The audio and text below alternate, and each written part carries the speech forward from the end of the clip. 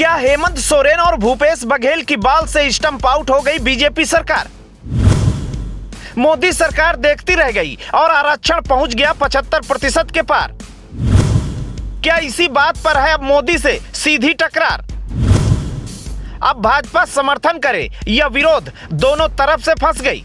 जहां एक और भारतीय जनता पार्टी ने देश के बड़े भूभाग पर धर्म की बिसात पर माहौल अपने पक्ष में किया, वहीं दूसरी तरफ गैर बीजेपी शासित राज्यों ने दूसरे ढंग से बीजेपी को स्टंप आउट कर दिया। सबसे पहले बारी आई झारखंड की और फिर छत्तीसगढ़ की। आगे चलकर राजस्थान और बिहार से भी ऐसे धमाके हो सकते हैं, लेकिन फिलहाल झारखंड और छत्तीसगढ़ के मुख्यमंत्रियों ने मोदी सरकार को ऐसा घेरा कि मोदी सरकार समर्थन करे तो भी फंस गई, अगर विरोध करे तब तो फंसना ही फंसना है। दरअसल सुनिए पूरी कहानी क्या है। झारखंड और छत्तीसगढ़ में अब तक आरक्षण 50% था, लेकिन अब विधेयक के हिसाब से आरक्षण 76% तक पहुंच गया है।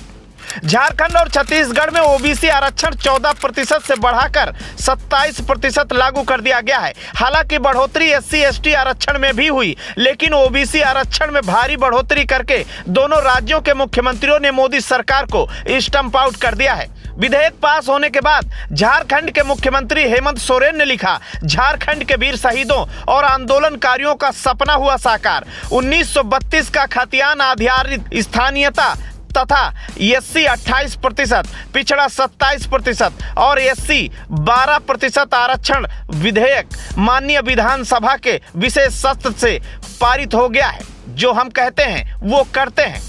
छत्तीसगढ़ के मुख्यमंत्री भूपेश बघेल ने अपने ट्वीट में लिखा, अब आरक्षण छत्तीसगढ़ में बाकायदा एक कानून बन जाएगा। इस विधेयक पर तत्काल हस्ताक्षर करने का अनुरोध लेकर वरिष्ठ मंत्रीगण सदन की बैठक खत्म होते ही महामहिम राज्यपाल के पास जाएंगे। उम्मीद है कि औपचारिकता भी आज रात तक पूरी हो जाएगी।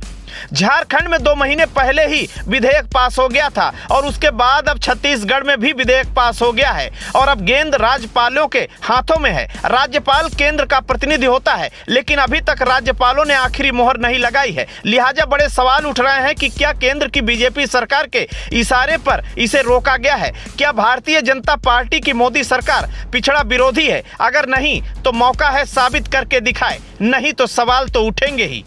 Bureau report, Ashok Kumar, INF।